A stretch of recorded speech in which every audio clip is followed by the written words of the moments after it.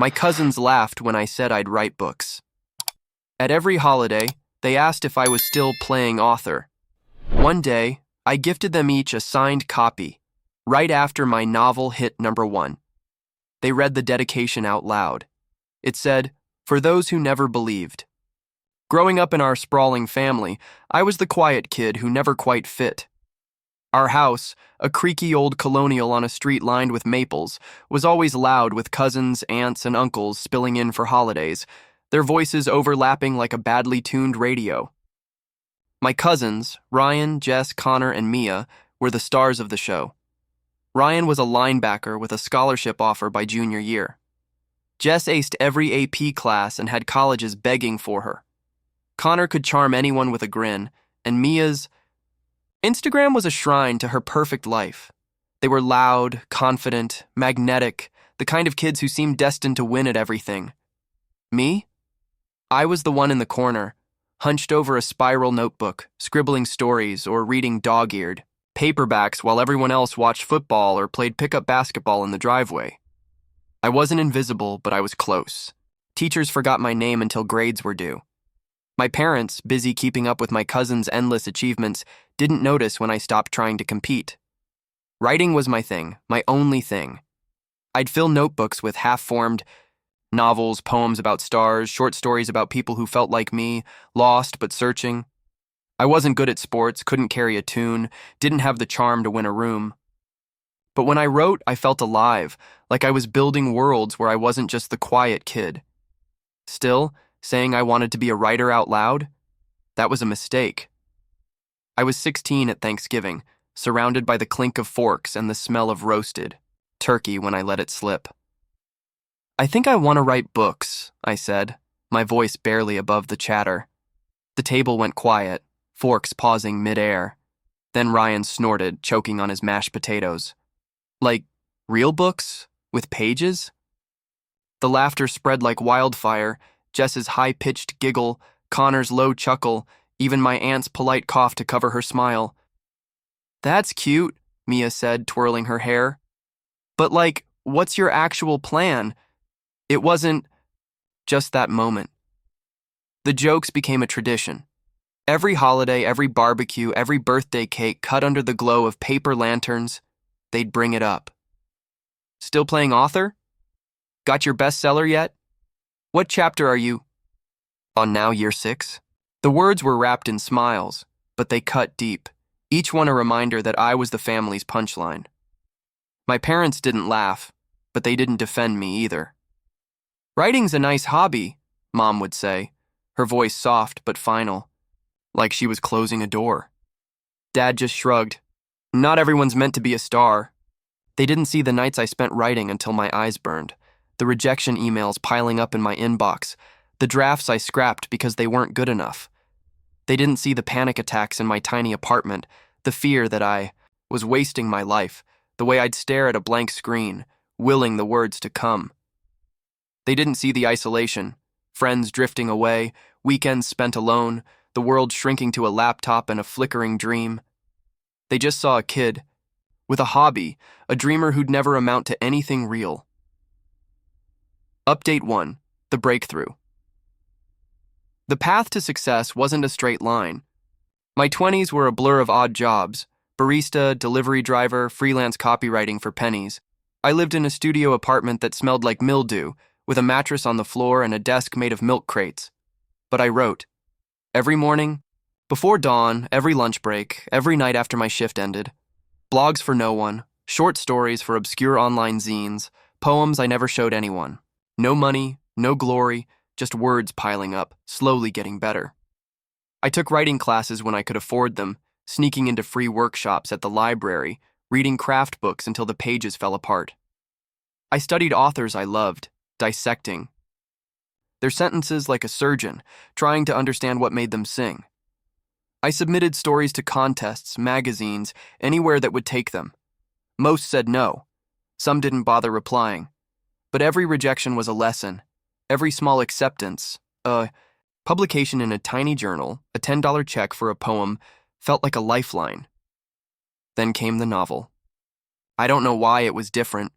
Maybe I'd finally learned enough, or maybe the story had been waiting inside me all along. It was a quiet, literary thriller about a man searching for his lost brother in a town full of secrets. It poured out of me in 6 months, raw and urgent, like it was clawing its way free. I spent another year editing, cutting entire chapters, rewriting until my fingers ached. I paid a freelance editor with money I didn't have, her notes tearing my work apart but making it stronger. I queried agents for 14 months, 108 rejections, each one a gut punch. Then, one email changed everything. An agent, Sarah, loved it.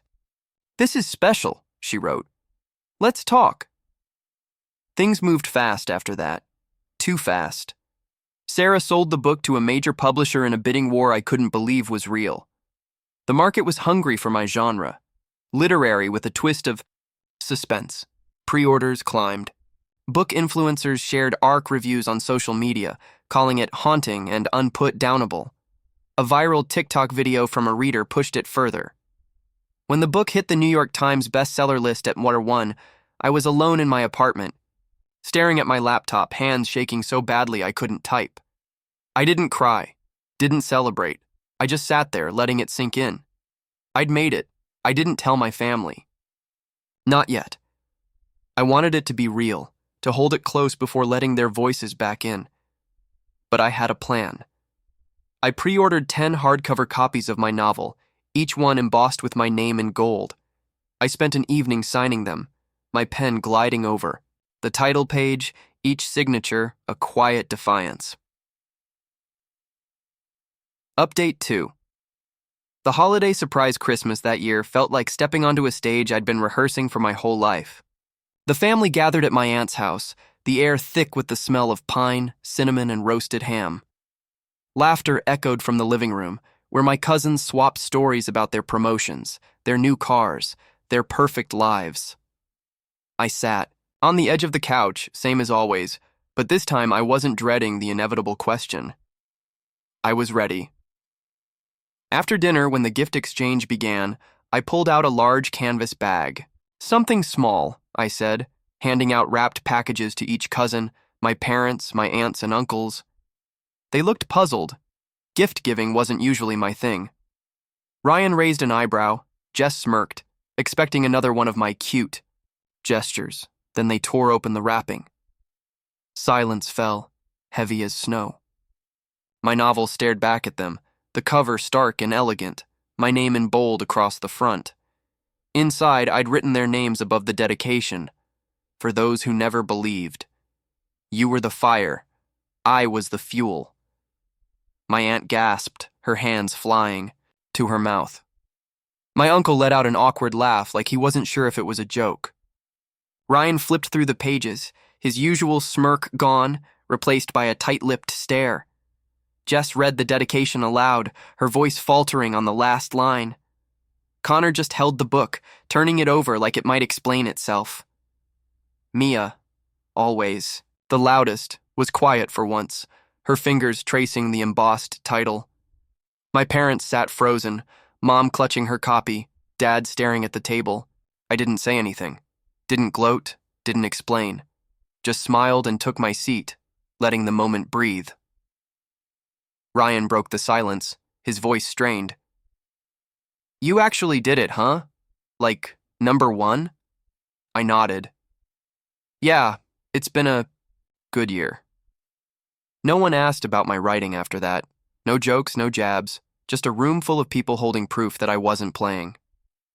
Final, quiet vindication. Things didn't change overnight. My cousins didn't suddenly become my cheerleaders, and my parents didn't start calling to check on my next project. Family gatherings are still loud, still full of their stories, Ryan's new condo, Jess's law firm, Mia's influencer deals. But there's a shift, subtle but undeniable. A quiet respect in the way they look at me, the way they don't ask if I'm still playing author. My life isn't a fairy tale. Writing is still hard. Every book feels like climbing a mountain, and the fear of failure never fully goes away. I still wake up some nights, heart racing, wondering if the next story will flop if I'll ever match that first success. But then I get an email from a reader, someone who says my words helped them through a dark time, or a review from a stranger who felt seen in my pages. That's what keeps me going. I keep one copy of that first novel on my shelf, its spine creased from handling. The dedication page is bookmarked, a reminder of the kid who wrote through the laughter, the doubt, the silence. I open it when the fear creeps in and it grounds me. My cousins don't talk about the books they got that Christmas. I don't know if they read them, shelved them, or tossed them in a box, and I don't care. That moment wasn't about them.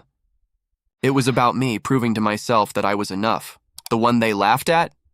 He wrote anyway, and that's the story I'll keep telling.